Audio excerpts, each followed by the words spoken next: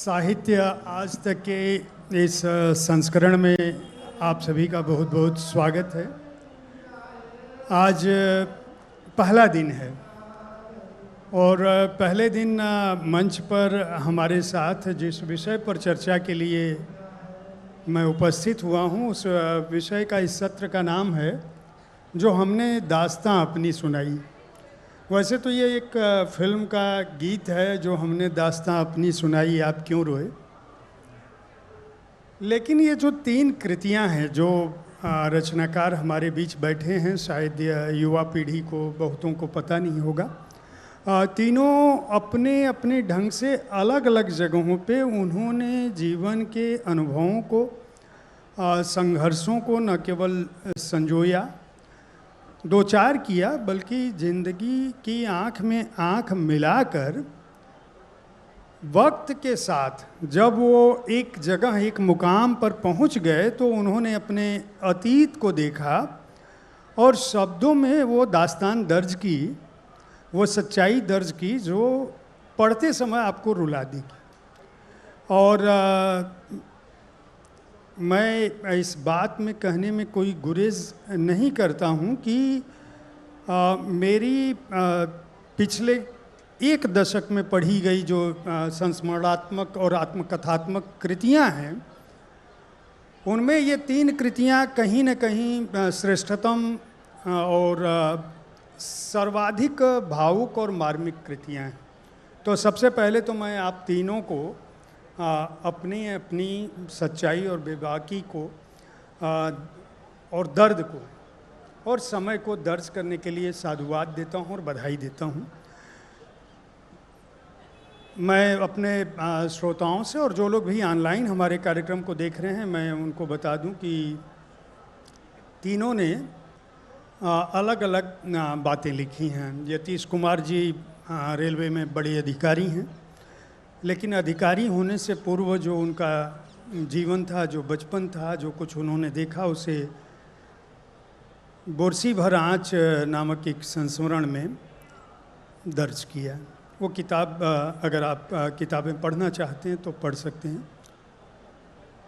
सीमा कपूर जी का परिचय आप गूगल करोगे तो मिल जाएगा। मैं औपचारिक परिचय में नहीं जाना चाहता, लेकिन जो आप आज यहाँ मौजूद हैं वो जिस समय इनका संस्मरण यूँ गुजरी, जो गुजरी है अब तलक यूँ गुजरी, वो एक लड़की की स्मृति में जो पहली घटना होती है वहाँ से वो याद करती है, कोलतार की सड़क, बचपन। और मंडलोई जी की किताब। मंडलोई जी दूरदर्शन में, आकाशवाणी में बड़े पदों पे रहे। आप जब ढूंढेंगे तो बतौर कथाकार, नाटककार, रंगमंच कर्मी, अब दूरदर्शन के अधिकारी, आप जो टेलीविज़न का वर्तमान स्वरूप देखते हैं उसके निर्माण में बहुत सारी चीज़ें थी। लेकिन एक लड़का जो सतपुड़ा के जंगलों में, खदान में एक मजदूर परिवार का बच्चा था, जिसके पास भोजन, एक समय ऐसा भी था कि 2 वक्त खाने की भी गुंजाइश नहीं थी और शायद घर जब छोड़ा तो उस समय बारिश से बचने के लिए भी साधन नहीं था। एक ही झोपड़ी में गाय भी होती थी, बैल भी होता था और खुद परिवार भी था।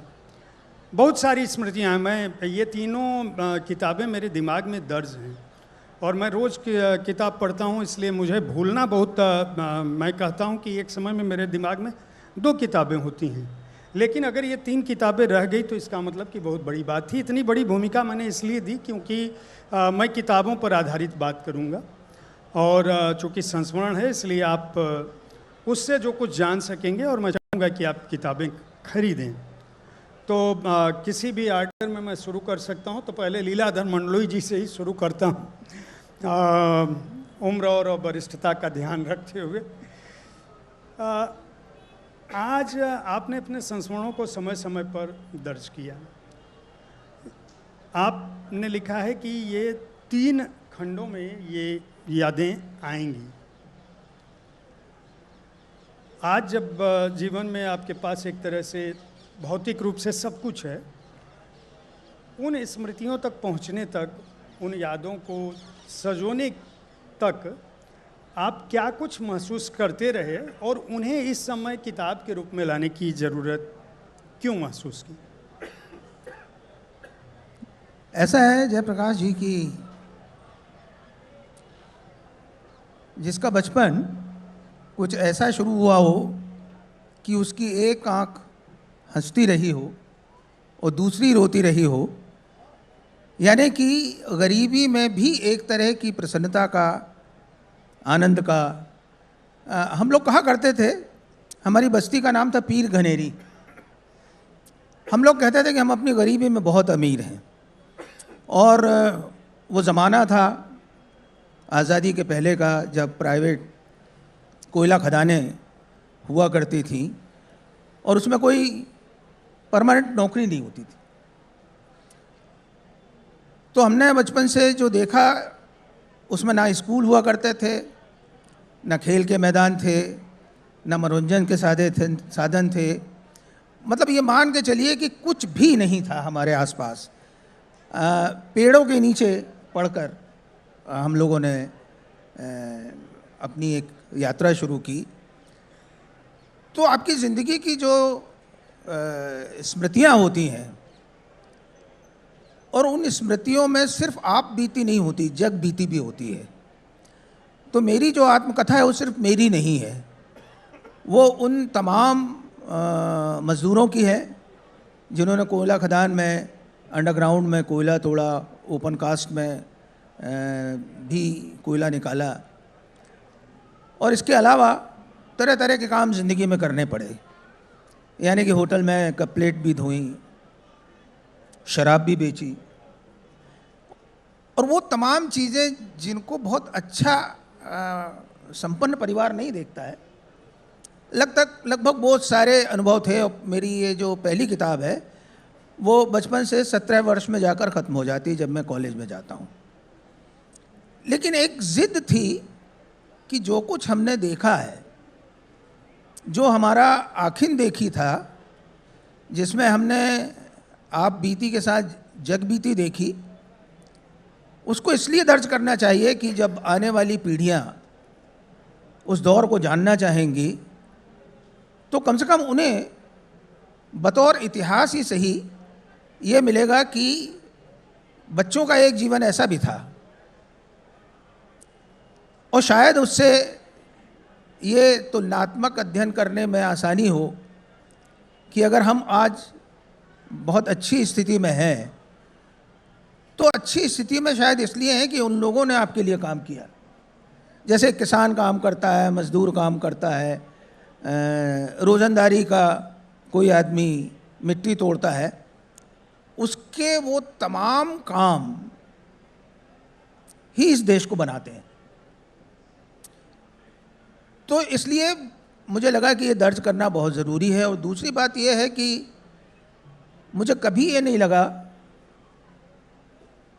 कि भौतिक रूप से मैं बहुत संपन्न हो गया हूँ, बल्कि आप भौतिकता के इलाके में जाते हैं और जब चमक धमक देखते हैं, ये उजाले देखते हैं, तो इस उजाले में ये लगता है कि जो अंधकार है, इस उजाले के भीतर जो अंधकार है,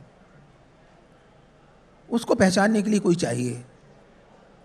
और शायद हम उस अंधकार की तलाश करते हैं ताकि जो उजाले में बहुत कुछ ढक गया है उसको थोड़ा अनावृत करके आपके सामने एक ऐसी ज़िंदगी, एक ऐसा सच, एक ऐसा यथार्थ नुमाया कर सकें कि आप अपने विवेक से ये जान सकें कि नहीं, जो हम देख रहे हैं भौतिक रूप से, जो हम शान व शौकत में देख रहे हैं, जो हम एक बहुत अच्छी ज़िंदगी में देख रहे हैं, सिर्फ उतना ही इस ज़िंदगी का सच नहीं है। क्योंकि एक ज़िंदगी हज़ारों ज़िंदगियों से जुड़ी होती है। आपके पास जो कुछ भी आता है भौतिक रूप में, उसे बनाने वाला कोई ना कोई है, और उसकी स्मृति कभी आपको इसलिए नहीं आती क्योंकि आप अपनी दुनिया में खोए रहते हैं। तो एक लेखक का काम उस दुनिया से निकालना भी है। तो शायद मैंने वही किया और मेरे साथियों ने भी। सीमा जी की ज़िंदगी, उनकी किताब पूरी पढ़ चुका हूँ। बहुत आसान ज़िंदगी नहीं थी, और एक लड़की के लिए, एक स्त्री के लिए उस तरह की ज़िंदगी जीना, मुझे लगता है कि इस सदी का सबसे बड़ा आश्चर्य भी हो सकता है। बहरहाल यहीं से मेरा प्रश्न शुरू होता है। सीमा जी से मेरा प्रश्न तो आपने पूछ दिया एक तरह से। सीमा जी, जब आज हम आपका गूगल पे, जो नई पीढ़ी है, अगर आपका बायोडाटा तलाशने की कोशिश करे कि कौन है सीमा कपूर, तो उसे उस दौर का अंदाज़ नहीं होगा जहाँ से निकल कर जो आपने लिखा है, यूँ गुजरी है अब तलक। पहले तो मुझे यह हेडिंग ही चौंकाती है। ये यूँ गुजरी है अब तलक में, ये जो गुजरी है उसके इतने सारे शेड हैं। और दूसरा, आपकी भाषा के लिए मैं ज़रूर कहूँगा, मैं जब भी उस किताब को खोलता हूँ, उसके पन्ने को खोलता हूँ, मैं आश्चर्य से भर जाता हूँ। इतना ही समृद्ध और लालित्य भरी या प्रवाहपूर्ण भाषा आपके अंदर आई। और दर्द में कोई ऐसे कैसे लिख सकता है इस तरह से कि आप पढ़ते और बहते चले जाओ? यही मेरा प्रश्न है।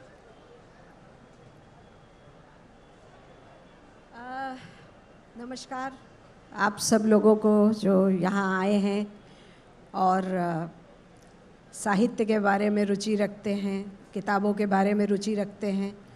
और धन्यवाद है आज तक को कि एक इतने बड़ा काम कर रहे हैं ये साहित्य को लेके। और जयप्रकाश जी को भी धन्यवाद है, वो इतने अच्छे सवाल पूछते हैं। जयप्रकाश जी, गालिब का एक शेर याद आ रहा है, रंज का खूगर हुआ इंसान तो मिट जाता है रंज, मुश्किलें मुझ पे इतनी पड़ी कि आसान हो गई। तो क्या होता है कि जब आप मुश्किलों में होते हैं, अभी मैं अगर कल के लिए सोचूं कि कल मुझे फ़्लाइट पकड़नी है और ये करना है वो करना है, तो मैं बहुत टेंशन में आ जाऊंगी। लेकिन अगर मैं फ़्लाइट में बैठी हुई हूँ तो फिर कोई टेंशन नहीं होगी। तो जब आप परेशानियों के भंवर में होते हैं तो आपको ये सोचने तक की फुर्सत नहीं होती कि ये परेशानियां हैं। आपको सिर्फ ये करना होता है कि उसमें से कैसे निकलना है। और निकलना है, हमें ये भी नहीं पता होता कि हम कोई परेशानी में हैं, भूख में हैं, गरीबी में हैं, या इमोशनल आपके टर्मोइल से गुज़र रहे हैं, शादी टूट रही है, बच्चे का लॉस हो रहा है। मैं सारी परेशानियों की एक जस्ट आपको छोटा सा वो बताती हूँ। ये सारी जब होती है ना, तो आप उससे लड़ रहे होते हैं, उसमें से उस दौर से गुज़र रहे होते हैं। ये तो जब वहाँ स्टेशन ख़त्म हो जाता है, आप जब वो चीज़ें ख़त्म हो जाती है ना, तब आप सोचते हैं कि आप कैसे गुज़रे और कैसे आपने वो सब चीज़ें फेस कर ली। कुछ ईश्वर की शायद कोई शक्ति दी है उसने मुझ में, और कुछ मेरे माता पिता का जो पालन पोषण है कि उन्होंने कभी हार नहीं मानी परिस्थितियों के आगे, और वो हमेशा एक पॉजिटिविटी से भरे रहते थे। तो शायद बच्चों में वही चीज़ें आती हैं, तो इसलिए मैं लिख सकी। और बाकी आपने शायद यही पूछा था। जी यतीश, आप साहित्यिक तौर पर बहुत अधिक सक्रिय हैं और बहुत सारे काम लगातार कर रहे हैं। कविताओं, गद्य पर कविताएं आपने लिखी, हमारे दौर की जो क्लासिक किताबें हैं, और उसके तुरंत बाद बुरसी भर आँच आ गई। बुरसी भर आँच के बारे में आज की पीढ़ी, मुझे नहीं लगता कि वो उसको बुरसी और उस आँच का अंदाज होगा कि ये बुरसी भर आँच दरअसल होती क्या है। मैं आप ही के शब्दों में, जब आपने इस शीर्षक को लिखा होगा, या हम 21वीं सदी में इस दौर में जिसको अभी बड़ी सारे मंचों पर जेनजी की चर्चा हो रही थी, मैं आ रहा था तो सीमा जी ने मुझसे कहा कि जब कुछ मंचों पे संगीत का कार्यक्रम चल रहा होगा तो हमें साहित्य को सुनने कौन आएगा। तो ऐसे समय में जहाँ साहित्य के लिए साहित्य आज तक को बहुत सारा धन खर्च करना पड़ता है, और इसके अलावा हमें अलग अलग तरह के कार्यक्रम इसलिए करने पड़ते हैं कि जिन लोगों को मेले में जैसे आदमी जाता है तो जिसको मन करता है वो नौटंकी भी देखता है, जिसको मन करता है वो झूला भी झूलता है, जिसको मन करता है कुछ खरीदारी करता है, तो हम भी अलग अलग जगहों पे इसी तरह का कार्यक्रम करने की कोशिश करते हैं कि हमारे अलग अलग मंचों पे जो लोग जो चाहते हैं वह मिल जाए। ये बोरसी भर आँच जिन जी को कैसे समझाएंगे जो आज के दौर में जिसके जीवन में संघर्ष इतना है कि कोई दिल टूटा और वो टूट गए। शुक्रिया जयप्रकाश जी, शुक्रिया साहित्य आज तक, और शुक्रिया दिल्ली जो यहाँ सुन रहे हैं। पहली बात तो ये बता दूं कि ये सोच सब्जेक्ट दिया है, हम तीनों को यहाँ बिठाया है, ये एक माध्यम बनेगा कि ये हमारी बातें वहाँ तक पहुँचे। लेकिन उसके पहले बोरसी भर आँच लिखने का जो मेरा बेसिक एम था वो मुझे खुद को खाली करना था। अगर खुद को खाली करना है, मैं बहुत ईमानदारी से बोल रहा हूँ कि मेरा पर्पस उस समय ये नहीं था कि ये आगे जाकर बच्चों को, किसी बच्चों को एक मोटिवेशनल बुक की तरह बन जाएगी जो आज के समय में बन चुकी है, या ऐसे फीडबैक मेरे पास आते रहते हैं। उस समय ऐसा नहीं था। उस समय मैं अपना ट्रीटमेंट कर रहा था लिखते समय, और उस समय सिर्फ मेरे जहन में सिर्फ एक बात थी कि एक 8 साल का बच्चा है और वो 80 के दशक को, बिहार के 80 के दशक को कैसे देखता है। क्योंकि मैं देख रहा था कि मेरी पोस्टिंग भी संयोगवश जमालपुर में हुई, और तब तक मैं साहित्य से लगभग 20 साल बहुत दूर रहा, मैंने कोई साहित्य में चहलकदमी नहीं की। तो मुझे ये दिखा कि बहुत जल्दी है स्मृति पे धूल का आना, बहुत आसान से सब भूल जाना, क्योंकि हमने वो झेला है कि वो 6 बजे शाम के बाद बाहर नहीं निकलने का जो डर, और एक लड़की अगर सड़क पे जा रही है, उस पुस्तक में इसका विशेष तरह से जिक्र है कि वो कितनी मुसीबतों के साथ टहल रही है। आज बहुत आराम से लोग, बच्चे आजकल भूल गए कि वो क्या समय है, तो वो समय याद दिलाना। दूसरा कि अगर ये किताब किसी भी बच्चे के मन को थोड़ा सा छू जाए, थोड़ा सा लहरा जाए, थोड़ा सा वो पेड़ हरित हो जाए, तो मेरा लिखना सफल हो जाए। क्योंकि आप देख रहे हैं कि आत्महत्या करने की जो संख्या है वो एक्सपोनेंशियल ग्राफ है उसका। तो ऐसी किताबें मुझे लगता है कहीं ना कहीं टिमटिमाती रोशनी है, और अगर ये रोशनी ढेर सारी होगी तो एक पुंज बनेगा, एक प्रकाश पुंज बनेगा, और उससे ज़रूर बच्चों तक बात पहुंचेगी। ये सीमा कपूर जी से, चूँकि आपने बात लड़की और रात के अंधेरे की कही, और उसके बाद मुझे यूँ गुजरी हफ्ते तक की बहुत सारी घटनाएं याद आई। सीमा जी, आपसे प्रश्न ये है कि एक लड़की माँ की कोख के बाद की स्मृतियों को आपने जिस तरह से लिखा है, उसके बाद जिस दौर की ये बात कर रहे हैं, वैसे संस्मरण ऐसा नहीं है कि बिहार में ही 80 के दशक में घट रहे थे, कहीं भी लड़कियों के साथ उस तरह की स्थितियाँ, और आज भी ये स्थितियाँ बदली हैं या नहीं, ये मैं आप ही से जानना चाहूँगा आधुनिकता के तमाम दौर के बावजूद। लेकिन मेरा प्रश्न केवल लड़कियों की स्थिति या रात के अंधेरे में निकलने और उसमें छेड़खानी जैसी बातों पर नहीं है। मेरा प्रश्न ये है कि एक लड़की जिसने बचपन से जो उसकी स्मृतियाँ हैं उसमें उसने माँ को देखा, जब वो खुद बड़ी हुई तो उसने जो जीवन जिया, फिर वह प्रेम करती है, प्रेम में शादी होती है, और शादी में जो कुछ घटता है,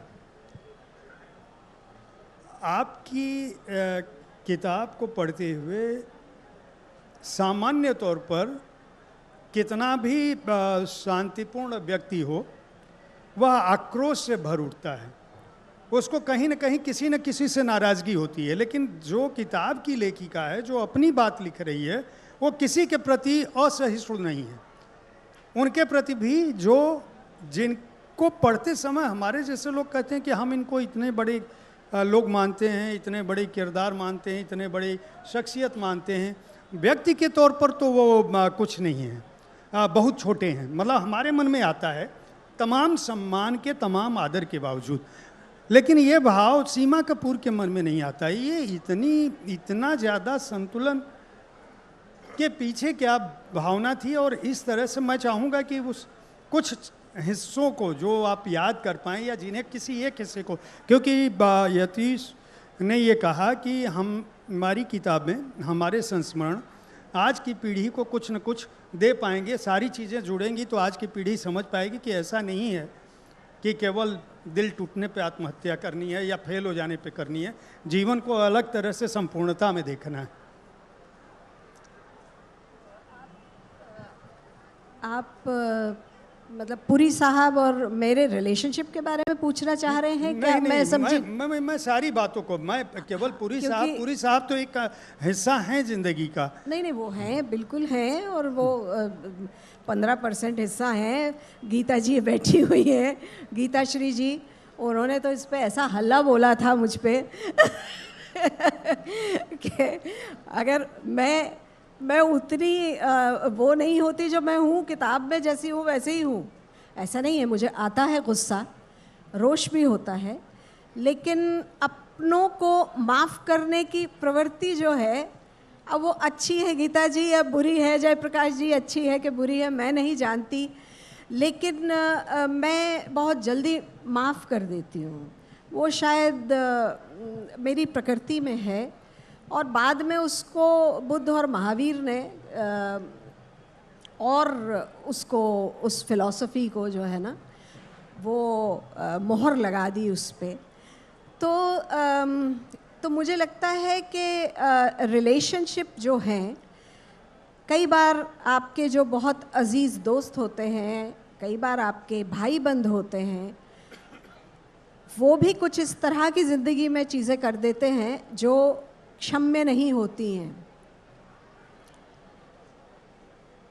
पति ने अगर ऐसा किया है तो हम उसको हमेशा के लिए ये कह दें कि नहीं, ये नहीं हो सकता है। अगर वो रिपेंट भी कर रहा है, अगर वो पश्चाताप भी कर रहा है, और हम फिर उसके बाद भी कहें नहीं, चूँकि वो एक रिश्ता है, कि ऐसा रिश्ता है जो तोड़ा जा सकता है। भाइयों से आप क्या तोड़ेंगे? कई बार वहाँ से भी बड़ा अन्याय हुआ है, होता है, मतलब उस तरह का नहीं होता, हर चीज़ें अलग अलग होती हैं, दोस्तों के साथ भी हो जाता है। लेकिन अगर कोई जेन्युइनली पछता रहा है, जहाँ तक पुरी साहब का सवाल है, वो अगर पछताते नहीं भी तो भी कोई फ़र्क नहीं पड़ता। तो पश्चाताप, जैसे हम भी गलती जब करते हैं और पछताते हैं, तो मुझे लगता है वही सबसे बड़ी क्षमा है। तो मैं, ये मेरी प्रकृति है या मेरी फ़िलॉसफी है, मैं बहुत कंफर्टेबल होती हूँ जयप्रकाश जी। मैं बहुत दिनों तक वेंजेंस जो है ना, वो एनर्जी कैरी नहीं कर पाती हूँ। मैं बहुत व्यथित रहती हूँ, बेचैन रहती हूँ बहुत। तो मैं अपने लिए, अपने सुख के लिए, मैं स्वार्थी हूँ बहुत। मेरा सुख इसी में है कि वो अकबर इलाहाबादी का शेर है जो मेरी ज़िंदगी पे लागू होता है, और मैं कहती हूँ कि ये शेर बिल्कुल सही है, गीता जी को मालूम है। नहीं मिला जो बंदूक का लाइसेंस, गम नहीं। नहीं मिला जो बंदूक का लाइसेंस, गम नहीं, मैंने तो इस ख्याल को ही गोली मार दी।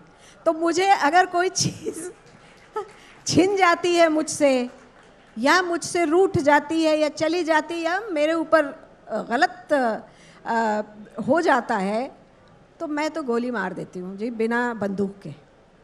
तो वो उसमें मैं कंफर्टेबल हूँ। मंडलोई जी, आपने बचपन की स्मृतियों में बाल श्रम, भूख को दर्ज किया है, और कहीं न कहीं विस्थापन, प्रकृति से अत्याचार, मज़दूरों की पीड़ा, अपने बहाने जो आप बीती और जग बीती की जो बात आप कह रहे थे, उसको बहुत घने ढंग से, आपको क्या लगता है कि ये जो हम 21वीं सदी के जिस दौर में हम बात कर रहे हैं, जहाँ सब कुछ, आपने कहा ना कि ये जो रोशनी है इसके पीछे का अंधेरा। ये आपके अंदर का नाटककार तो कह सकता है, लेकिन बतौर मनुष्य आपने अपने बचपन की उन स्मृतियों को जब कुरेद रहे थे आप, और आज जब आप उन इलाकों में जाते हैं, क्या पाते हैं? मनुष्यता को किस रूप में श्रेष्ठतर होना चाहिए, जहाँ मनुष्य मनुष्य का शोषण न करे या मनुष्य के विरोध में न खड़ा हो, जहाँ कोई जाति की व्यवस्था शोषक के रूप में सामने न आए? क्या यह संभव है? आप अपनी पुस्तक में जब दर्ज कर रहे होते हैं तो दर्द झलकता है, साथ भी आप कई सकारात्मक उदाहरण भी देते हैं। ऐसा नहीं कि सब कुछ नकारात्मक है, सब कुछ दर्द का ही है, बहुत सारी उमंगें भी हैं। तो मेरा प्रश्न यह है कि आज का युवा जिस प्रकृति को देखा ही नहीं है, जिस संघर्ष को देखा ही नहीं है, उस दर्द दुख को कैसे महसूस करे और अपने अंदर कैसे ताकत लेकर आए कि नहीं, उसका दर्द दुनिया का गम देखा तो मैं अपना गम भूल गया। देखिए, एक तो मैं ये बात बहुत गंभीरता से कह रहा हूँ। मैं ये नहीं मानता कि आज के बच्चों के पास तकलीफ़ें नहीं हैं, दुख नहीं है, संकट नहीं है। उनके संदर्भ बदल गए, और ऐसा भी नहीं है कि उन्होंने अपनी ज़िंदगी में जिन दर्दों को, गमों को, तकलीफ़ों को अनुभव किया है वो बेकार चली जाएंगी। ऐसा नहीं है। दरअसल क्या है कि हमारे समय के संकट दूसरे थे, आपके समय के संकट शायद हमसे ज़्यादा गंभीर हैं। और वो इस अर्थ में कि सीमा जी, जब हम लोगों ने पढ़ाई की, ग्रेजुएशन किया और नौकरी के लिए अप्लाई करना शुरू किया, तो हमारे पास एक नहीं, तीन तीन, चार चार नौकरियां थी, क्योंकि वो वेलफेयर स्टेट था जहां पर जो बच्चे पढ़ के निकल रहे थे उनके लिए कहीं ना कहीं उनकी योग्यता के अनुसार काम थे। आज बच्चे योग्य बहुत हैं, लेकिन बेरोजगारी इतनी है कि आप उसकी कल्पना नहीं कर सकते। हम लोग तो 8 घंटे नौकरी करने के बाद फ्री हो जाते थे, हमारे बच्चे तो 14 घंटे और 16 घंटे मल्टीनेशनल्स में काम कर रहे हैं, और वो भी मन का काम नहीं कर रहे हैं। उनको एक तरह से असाइनमेंट दिया गया है और वो एक रोबोट की तरह काम कर रहे हैं। तो उनके भीतर का जो प्रेम है, उनके भीतर की जो करुणा है, उनके भीतर की जो मनुष्यता है, वो ये जो नया संसार है वो उसको धीरे धीरे करके दीमक की तरह चाट रहा है और उसका पता ही नहीं चलता। उस दुख को कभी आप गहराई से देखेंगे तब आपको ये पता चलेगा कि हमारे पास वक्त नहीं था, हमने अपने बच्चों को समय नहीं दिया। सीमा जी की किताब में आपको तो परिवार के सारे लोगों का इतना गहरा साथ मिला, और भरपूर संकट में आपकी माँ का जो किरदार है और मेरी माँ का जो किरदार है, मुझे लगता है कि ऐसी माएँ अब शायद होती नहीं। दोनों काम कर रहे हैं, दोनों के पास वक्त नहीं है, तो उन बच्चों की तकलीफ़ों को देखे कौन, उनको गाइड कौन करे? अब जो कुछ भी हो रहा है वो लोग अपने हिसाब से कर रहे हैं। उनको कहीं गूगल का सहारा है, कहीं किसी का सहारा है, कहीं रील देखते हैं, कहीं कुछ करते हैं। उसके बीच में चमकती हुई किरणों की तरह कोई रास्ता मिल जाए तो मिल जाए, वरना उनके पास अपने बारे में सोचने के लिए समय नहीं है। तो ऐसा नहीं है कि आज की जो पीढ़ी है वो संकटों से नहीं गुजर रही है।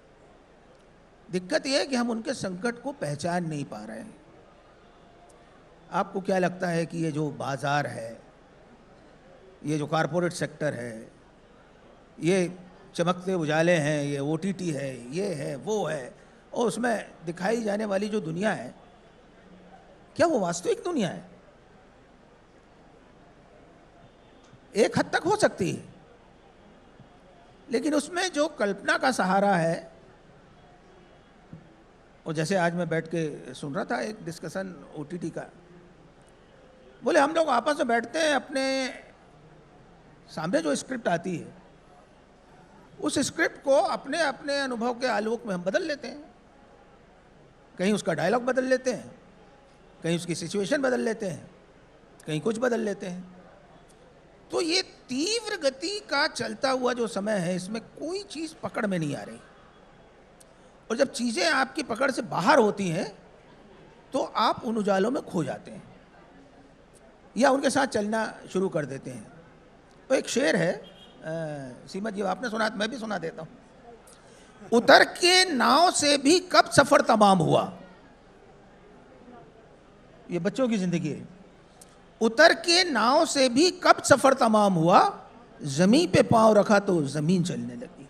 क्या बात, क्या बात। तो ये जो स्थितियां हैं कि बच्चे सुबह निकल के रात को कब लौटते हैं, मैं गुड़गांव में देखता हूं, सारे लोग काम कर रहे हैं, एक कोई हॉस्टल ले लिया है, एक कोई कमरा ले लिया है, मल्टीनेशनल से आते हैं, कहीं बाहर ढाबे में खाते हैं, और एक दिन की छुट्टी मिलती है। एक दिन की छुट्टी में ही उन्हें सब सारी चीज़ों को अंजाम देना है, और उस अंजाम देने में यही है कि उसी तरह के सारे दोस्त हैं, अब वो कहीं इकट्ठे हो जाते हैं, खाते हैं, पीते हैं, डांस करते हैं, शराब पीते हैं, और उस हफ्ते भर के गम को भुलाने की कोशिश करते हैं। तो ये आसान ज़िंदगी नहीं है, हमारी भी नहीं थी, आपकी भी नहीं है। यतीश, ये एक संयोग की बात है कि यतीश से जो मैं प्रश्न पूछने वाला था उसमें आपने दो माओं को जोड़ा। मैं यतीश से पूछने वाला था कि बोरसी भर आँच पड़ते हुए बहुत बार मुझे लगा कि एक लड़का अपने बचपन की स्मृतियों के बहाने या उस आँच के बहाने अपने माँ के संघर्षों को याद कर रहा है। नहीं, ये बिल्कुल सही बात कर रहे हैं आप, लेकिन माँ तो केंद्र भूमि ही है पूरे किताब की, लेकिन माँ के साथ वहाँ पे दिदिया का किरदार भी बराबर का है। संयोग बस मैं तो ये कहूँगा कि इस समय जो किताबें लिखी जा रही हैं, चाहे वो स्मृति पर आधारित हो या स्मृति से बाहर, लेकिन अल्लाह मियाँ का कारखाना ले लीजिए या नमक खाना ले लीजिए या सर की किताब ले लीजिए, हर जगह एक दिदिया है। ये संयोग नहीं हो सकता, हर जगह एक बच्चा है और हर जगह उसकी दिदिया है, और वो माँ के बराबर है। सर ने भी अपनी किताब में दिदिया को बार बार अपने माँ के बराबर, मेरी किताब तो मैंने समर्पित ही अपनी दीदी को किया।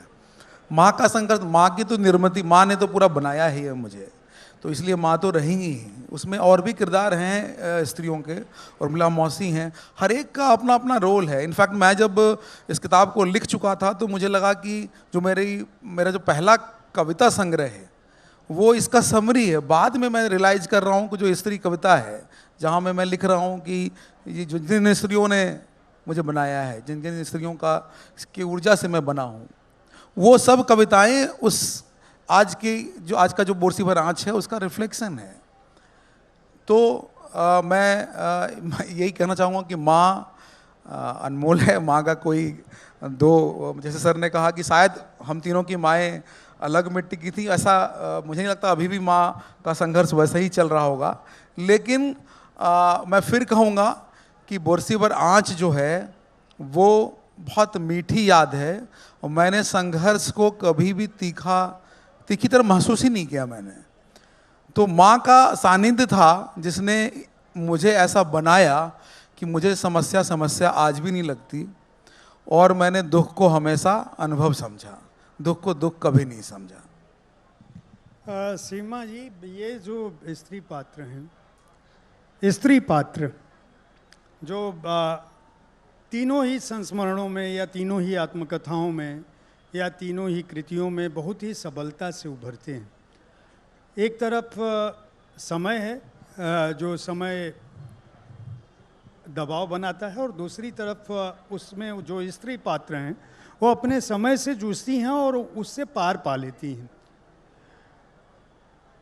आज की स्त्री उस तरह के संघर्षों में, क्योंकि लीलाधर मंडलोई जी ने अपनी बात में तो कह दिया कि आज के बच्चों के ऊपर बहुत ज़्यादा दबाव है।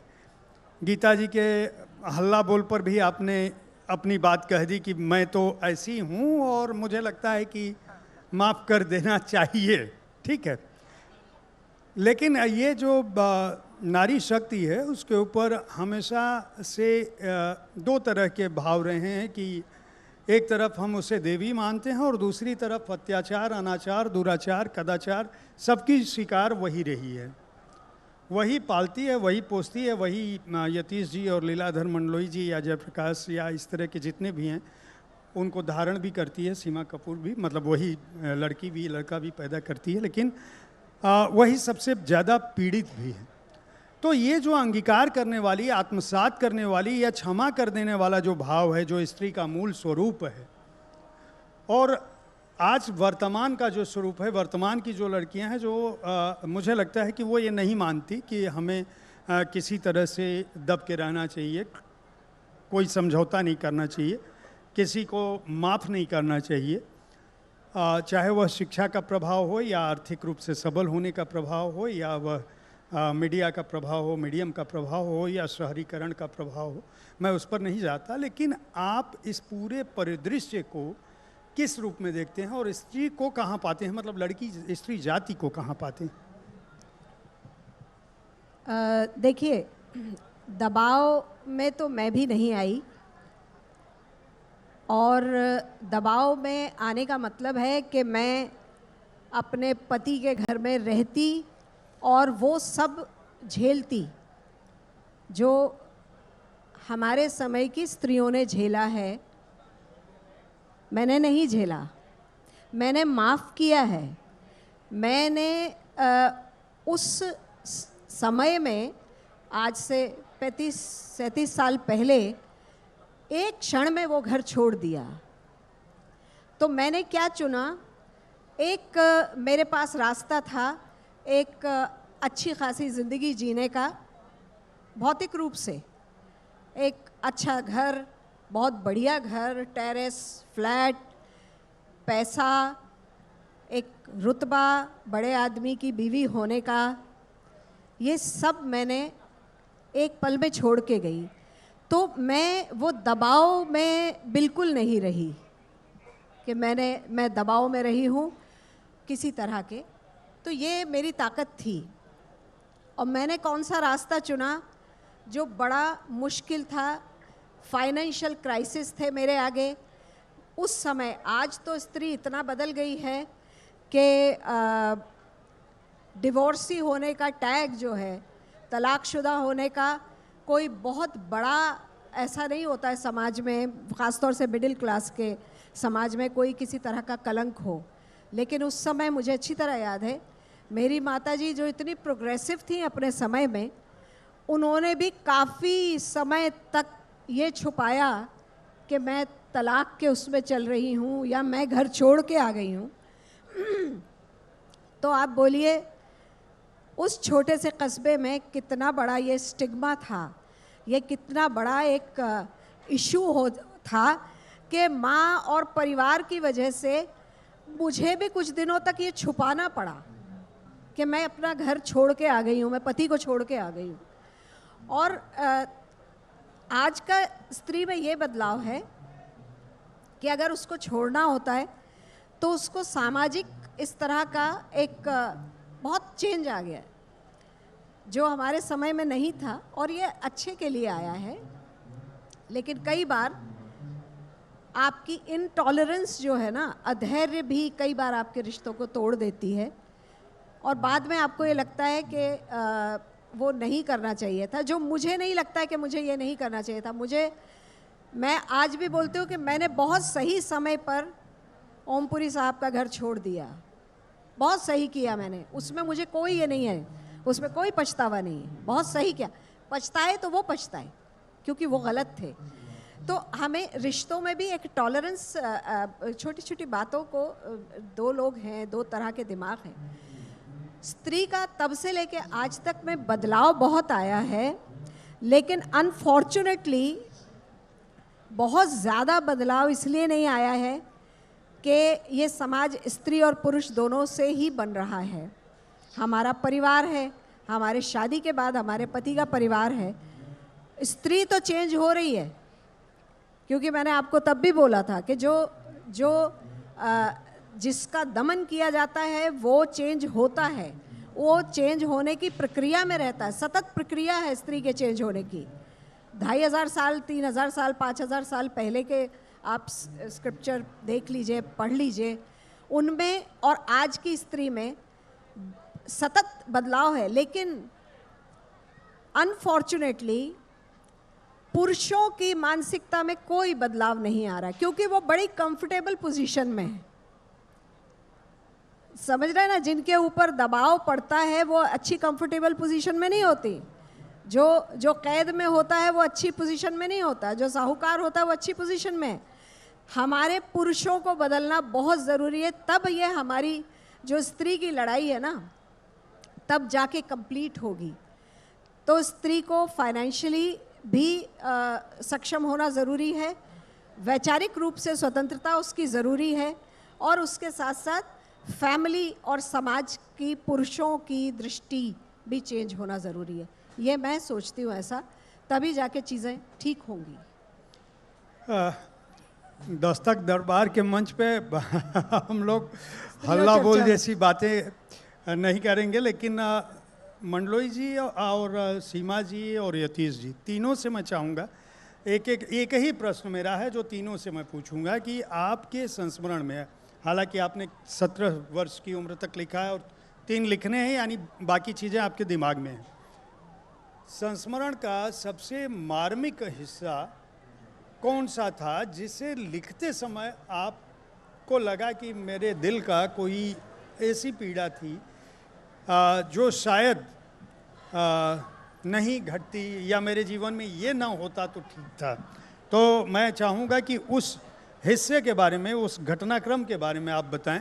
बाकी तो जब से आँख खुली है, यो गुजरी है अब तलक, और बरसी भर आँच के लिए मैं कहूँगा कि ये बातचीत, मैं इसीलिए इस सत्र को रखते समय एक ही बात दिमाग में थी कि जो लोग भी इस कार्यक्रम को देख रहे हों, कम से कम वो अगर अच्छी आत्मकथाएं पढ़ना चाहते हैं तो वो इन कृतियों को अवश्य खरीद कर पढ़ें। वो इस सदी की नहीं तो इस दशक की सर्वाधिक मार्मिक आत्मकथाएं हैं, संस्मरण हैं, मैं ये निश्चित रूप से दावा करता हूँ। तो मैं चाहूँगा कि एक एक अंश आप लोग बताएंगे हमारे दर्शकों को, क्योंकि हमारे पास बहुत समय नहीं है, मैं प्रश्न नहीं ले सकता था, इसलिए मैंने ये रास्ता चुना। मैं बहुत संक्षिप्त में बताता हूँ। गीता जी से तो मुखातिब हैं ही हम लोग। देखिए क्या है कि जो मेरा बचपन या मेरा जो परिवार था, उनको हफ्ते में 2 दिन काम मिलता था, और जो 5 दिन थे उसके लिए खाना नहीं होता था। तो सतपुड़ा था तो हम जंगल में चले जाते थे। जंगल में बहुत सारी निःशुल्क चीज़ें मिलती हैं, फल हैं, मछलियाँ हैं, तेंदू है, महुआ है, आम है, चिरौंजी है, ये है, तो कुछ तो उससे काम चल जाता था। लेकिन जब मौसम आपके विपरीत हो और जंगल जाना भी मुनासिब ना हो, तो वो दिन बहुत कठिन होते थे। तो एक प्रसंग ये था कि 3 दिन से घर में खाना नहीं था। अब माँ को समझ में नहीं आ रहा था कि अब क्या खिलाया जाए बच्चों को, तो कुछ ना कुछ तो उधार मांग के वो खिलाती थी। लेकिन एक दिन स्थिति ज़्यादा विपरीत हो गई, हमें पता नहीं चला कि हमको क्या खाना है, क्या मिलना है। तो मेरी माँ एक परात को लेकर एक जगह चली गई। वहाँ पर बकरे कटते थे, तो उस परात में उसने बकरे काटने से जो खून निकलता है उसको परात में जमा कर लिया। और आप जानते हैं कि खून का एक सबसे बड़ा गुण जो होता है कि वो थोड़े ही देर में जम जाता है। तो माँ ने उस खून से जो जम गया था उसको काट के उसके पीसेस निकाले और उसको सिर्फ फ्राई कर दिया। दुनिया में उतना अच्छा खाना मैंने कभी नहीं खाया, दुनिया में उतनी भूख कभी शांत नहीं हुई।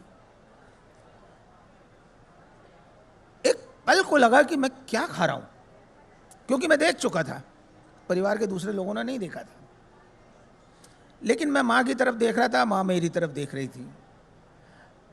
हम लोगों ने आंखों आंखों में बात की, और वो चीज़ जिसको खाने से कोई जुगुप्सा हो सकती थी, कोई घृणा हो सकती थी, वो नहीं थी।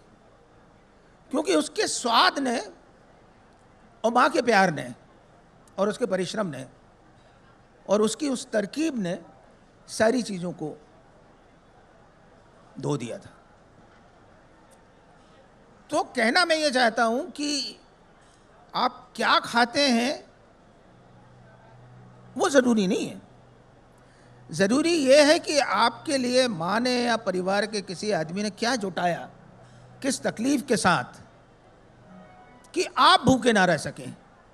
मेरे माता पिता भूखे रहते थे, लेकिन हम लोगों के लिए कुछ ना कुछ इंतज़ाम वो कर लिया करते थे, कभी सतपुड़ा से, कभी उधारी में, कभी कुछ।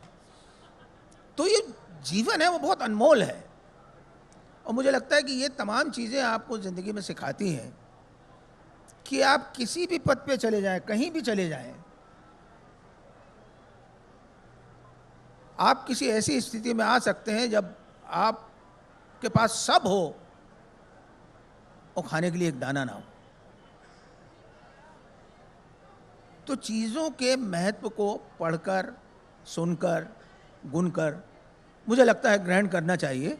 उससे ज़िंदगी, जैसे मुक्तिबोध की एक कविता है, ये ज़िंदगी जैसी है उससे बेहतर होना चाहिए, और इतनी बड़ी दुनिया को साफ करने के लिए हमें एक बेहतर होना चाहिए। तो ये सब स्तरों पर होता है। शुक्रिया। सीमा जी, कोई बात नहीं, आप हम टाइम सुन के देख रही जाएंगे। हो, टाइम अप, कोई टाइम्स अप। आप पूछ रहे हैं मुझसे कि जो सबसे दुखदाई जहाँ जो लिखने में पीड़ा, मेरे 4 घटनाएं हैं, मैं डिटेल में नहीं बताऊंगी, आप किताब में पढ़ लीजिए। सबसे पहली घटना जो है वो है मेरे फादर की डेथ। वो बहुत मेरे लिए, क्योंकि वो मेरे लिए बहुत अजीज़ थे। सबके माता पिता सबके लिए होते हैं, मेरे कोई अनोखे नहीं थे मेरे लिए। सेकंड है मेरे बच्चे का लॉस, जो मेरे लिए बहुत दुखदाई था। उसके लिए मैंने बहुत सारे सपने देखे थे। वो मेरे रक्त और मांस का था। तीसरा घटना है जब पुरी साहब से मेरा डिवोर्स हो रहा था। वो मेरे लिए असहनीय था। उस समय मैं इतनी परिपक्व नहीं थी कि मैं उस तरह की चीज़ों को झेल सकती। बाद में आप मुड़ के देखते हैं तो बाऊजी और बच्चे, और चौथी है मेरी मदर का जाना। ये 4 घटनाएं मेरे ज़िंदगी में ऐसी हैं जो बहुत तकलीफ़ दे थी, और उनको लिखते हुए भी मुझे बहुत वक्त लगा कि मैं उस जोन में जाऊं या ना जाऊं। जिसमें से 3 घटनाएं आज भी बहुत दुखदाई हैं। बच्चे का माता पिता का जाना, वो डिवोर्स वाला जो अब मैटर है वो अब इतना सालता नहीं है, क्योंकि आप परिपक्व हो गए हैं, रिश्ते दूसरे हो गए। तो ये 4 घटनाएं जो है मेरी ज़िंदगी की, बाकी तो छोटी मोटी तो चलती रहती हैं। यतीश जी, एक्चुअली जब किताब पढ़ेंगे तो उसमें एक जगह पे एक्सप्लेनेशन है कि एक नहर है, वो नहर सूख गया है, उसमें पपड़ी आ गई है, और पपड़ी में जो दरारें हैं उसके अंदर से जो मछली तड़प करके मरी है उसकी आंख झांक रही है। इस दृश्य को उदय प्रकाश ने मुझसे, सर ने बहुत डिटेल में मुझसे डिस्कस किया पढ़ने के बाद। और उस दृश्य का रिफ्लेक्शन अगर हम देखें तो जो एक मनहूस गांव है जिसका मैंने नाम दिया है, वहाँ पे एक ईमानदार डॉक्टर पिता हैं और जिनको सस्पेंड कर दिया गया है, जो अपने बच्चे को पसंद नहीं करते हैं, और माँ का पूरा ध्यान पिता को संभालने में है, और बच्चा कहीं छत पे अकेले रहता है, रात में सोता है, और फिर जो यौन शोषण होता है उसके साथ। इस किताब में 2-3 ऐसे संदर्भ हैं, तो मैं जानकर चर्चा कर रहा हूँ कि लोग पुरुष जो लड़के बच्चे हैं उनके साथ के यौन शोषण को बहुत ज़्यादा नहीं लिखा जाता है। तो वैसे जहाँ जहाँ आए हैं इंसिडेंट्स मेरी किताब में, वहाँ वहाँ लिखने में तो तकलीफ़ हुई है। बहुत बहुत धन्यवाद। ये कहा जो संस्मरण जिनकी मैं चर्चा कर रहा हूँ, इतनी बड़ी किताबें हैं हमारे दशक की। मैं आप सभी से अनुरोध करूँगा कि आप पढ़ेंगे तो निराश नहीं होंगे। उन्हें पढ़ते समय हमें लगता है कि ये गाथाएं हैं, लेकिन उनमें जीवन के बहुत सारे शेड्स हैं, बहुत सारे रंग हैं। और मुझे लगता है कि हमें इसलिए भी उन किताबों को पढ़ना चाहिए कि हम बहुत कुछ जान के समझ के उनसे ताकत पा सकते हैं, खासकर युवा पीढ़ी को। लीलाधर मंडलोई जी, सीमा कपूर जी, यतीश कुमार जी, आप तीनों का बहुत बहुत आभार। और मेरी शुभकामना है कि मैं इन किताबों को पढ़ने के समय जिस तरह के दौर से, जिस मन स्थिति से गुजरा था, कम से कम आपकी आने वाली किताबें थोड़ा खुशी और दे पाएँ हमें, बजाय पीड़ा और दर्द के।